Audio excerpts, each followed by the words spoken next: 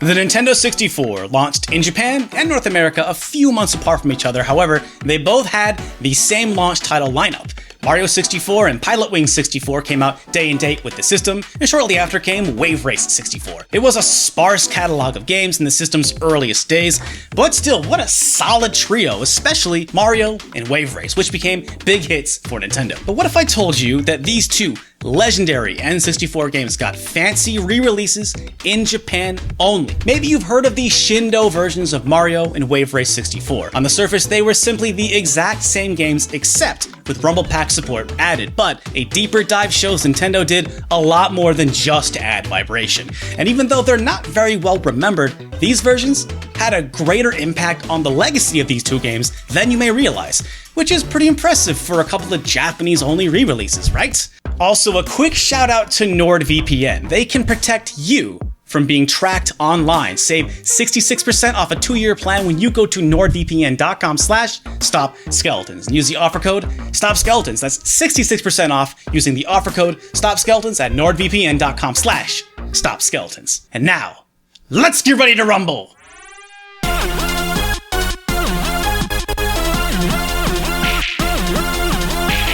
The Shindou versions of Mario and Wave Race, literally Shindou Pack Taiyo versions, were sold on their compatibility with the N64 Rumble Pack.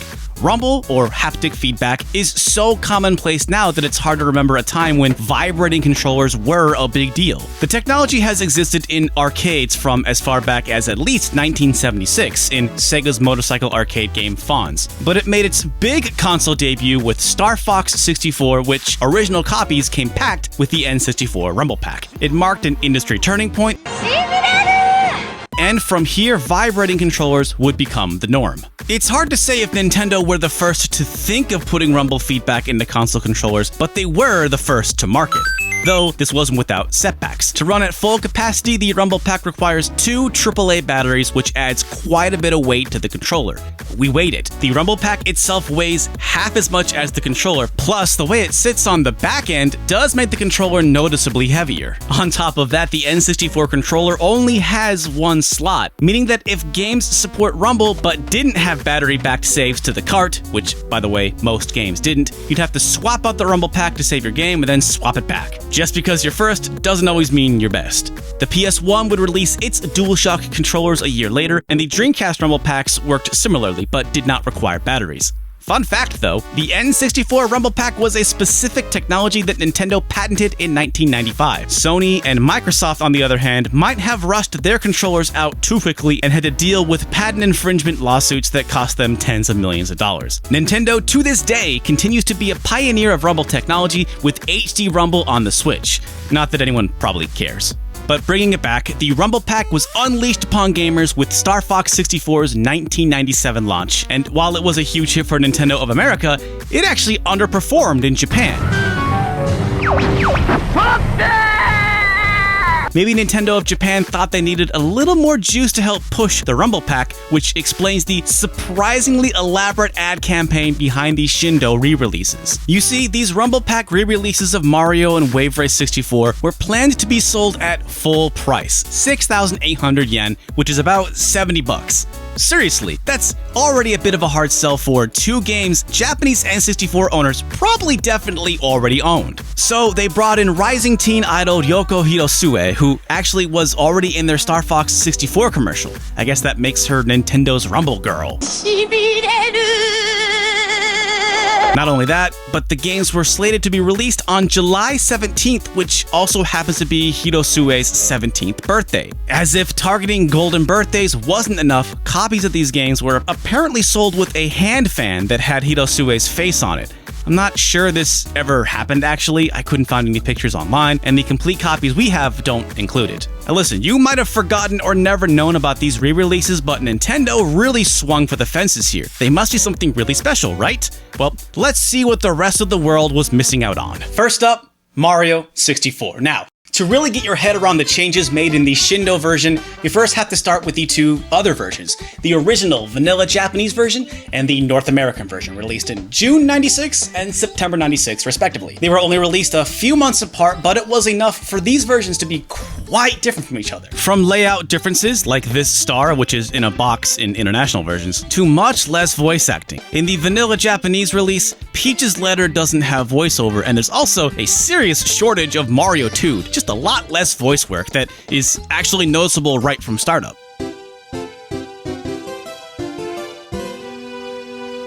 It's also missing one of the greatest voice clips of all time.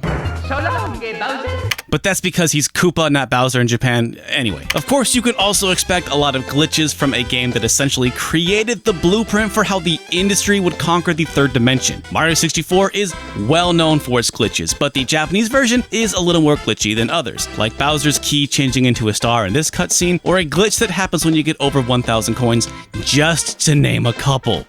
The Shindou version came out about 10 months after the North American version, and Nintendo definitely took advantage of that time. If you think of the North American version as a second revision, the Shindou is like a third revision. But we should probably start with the rumble features first, since that's the reason these exist, right? And the first thing I noticed is that the vibration is shockingly active in the menu, like it's almost a jump scare. Hitting start, checking scores, adjusting audio, it just assaults you with vibration. Dude, chill out. Once you get into the game, though, it makes more sense, with vibrations activating when landing a jump, butt stomping, or hitting walls or blocks. It's functionally the same as Mario's next mainline game, Mario Sunshine, so I guess check that out if you want to get a better idea of how this version works. It doesn't add much, but it's pretty cool. In terms of other features, there's this fun gag when you press Z on startup. Get a load of this! This is the most Marios I've seen since Space World 2000. This is often referred to as an Easter egg, and I guess it technically is, but it's actually mentioned in the instruction book, so it's not that big of a secret. It also features most of the voice work that was missing from the vanilla Japanese version. Okie dokie. Dear Mario, please come to the castle. I have baked a cake for you. Yours truly, Princess Toadstool. Peach. Like I said, this is basically a revision of the North American version, meaning it has all the fixes from the vanilla Japanese version, plus some other fixes that make the Shindou version basically the Greedo shot first of Mario 64. Before I get ahead of myself, these problematic changes will only impact two specific groups: hardcore fans and speedrunners. Most people could still play Mario 64 Shindou and enjoy what the rumble function has to offer. However, this version has mysteriously increased load times. In just a cursory look at our footage, load times doubled and sometimes tripled for entering the castle or starting a level. It's still only fractions of a second. I didn't notice it myself before counting frames in the footage, but for speedrunners, that adds up. They also changed some of Mario's behavior, like making it so he always faces the screen after grabbing onto a tree or pole. But the biggest change is that Nintendo took out the backwards long jump. This is pretty significant, since the backwards long jump is an essential part of Mario 64 speedrunning that allows you to skip huge sections of the game. By this measure, because the rumble doesn't really add that much, it's in fact a worse version of the game. Perhaps surprisingly, the legacy of the Mario 64 Shindou version would live way past its 1997 release. It was the version ported to the Chinese-only iQue in 2003, and by the way, if you didn't know, the iQue was a console made partially by Nintendo to get around the Chinese government's increasing restrictions on games, and the games were digital only as a way to fight China's legendary bootleg market. Really fascinating stuff. But let's move on to the next year, in 2004, where Mario 64 launched with another system, the DS. Super Mario 64 DS is not based specifically off of the Shindou version, as it is a pretty substantial remake, but I thought I'd point out a couple of key things. Similarly to the Shindou version, it also excludes the backwards long jump, which is kind of unfortunate in my opinion. However, unlike the Shindou version, it does not have rumble support, even though the DS had its own rumble pack. Though to be fair, the DS's rumble pack was bundled with Metroid Pinball and didn't launch for a full year after the DS's release. And you'd be forgiven if you didn't know or forgot that the DS and DS Lite had rumble packs. In contrast to the N64, very few games actually supported. But going into this video, I thought for sure it would have been among the few and was a little surprised to see that it doesn't. From here, Mario 64 would see re-release in a new format, as a digital download via Virtual Console. I was kind of surprised to see that all of the Japanese Virtual Console versions of Mario 64 are based off of the Shindou version, while the rest of the world got their respective international versions. And you know, I'm actually not sure if the Japanese Virtual Console releases even included the actual Rumble, and there's reason to suspect that it didn't. For example, Star Fox 64, which is the Rumble game, it didn't have vibration support in the Wii Virtual Console version, though it did in the Wii U Virtual Console version. Do a barrel roll! What's wild to me is that vanilla Mario 64 was a huge hit in Japan, right? Selling millions of copies. However, this revision that released a year later that probably only a tiny fraction ever actually played became the canonical version for Japan, but not the rest of the world. Like, this is the definitive Mario 64, says Nintendo, but not definitive enough for the rest of the world. And you Japanese players that grew up playing the vanilla version, nah, that one doesn't count anymore. I mean, for such an important game like Mario 64, it's kind of baffling. Where does that leave our other Shindou game? Well, for starters, Wave Race 64's legacy is far less complicated than Mario 64's. There are far fewer differences between the vanilla Japanese and North American versions. Most of the changes are more like presentational differences. The billboard advertisements and races are changed, a few voice clips have been re-recorded, they changed a few course names, like from Sandy Beach to Sunny Beach. Most of these can be chalked up to standard localization changes. So before we even get into the Shindou versions, there wasn't much for Nintendo to quote fix with Wave Race in the first place, but there are still some significant differences. First off, the Rumble feels way more natural than Mario 64, which isn't surprising really. You feel the vibration initially as you accelerate, and once you reach top gear, it reacts as your craft impacts against the waves. It's pretty similar to how the vibration feels in the GameCube sequel Wave Race Blue Storm, and it's great! It's a shame Pilot Wings and Mario Kart 64 didn't get the same re-release treatment. But anyway, I wouldn't say it's an essential feature, but it does make an already great game just that much better. In terms of other features, Wave Race 64 Shindou has some pretty substantial additions. All the voice clips changed for the North American version are as they appeared in the vanilla Japanese version. However, and this is totally anecdotal, I feel like the audio mix or master was tweaked for this version and made louder overall. Like the entire soundtrack, all the audio just sounds a little louder. Wave Race! It's been often misreported that the title screen voice is different in the Shindou version, but that's how it sounded in the vanilla Japanese release. It's actually the non-Japanese versions that are different. Go figure. We also noticed slightly faster load times, but only very slightly faster. As you can see, they definitely aren't as big of a difference as in Mario 64.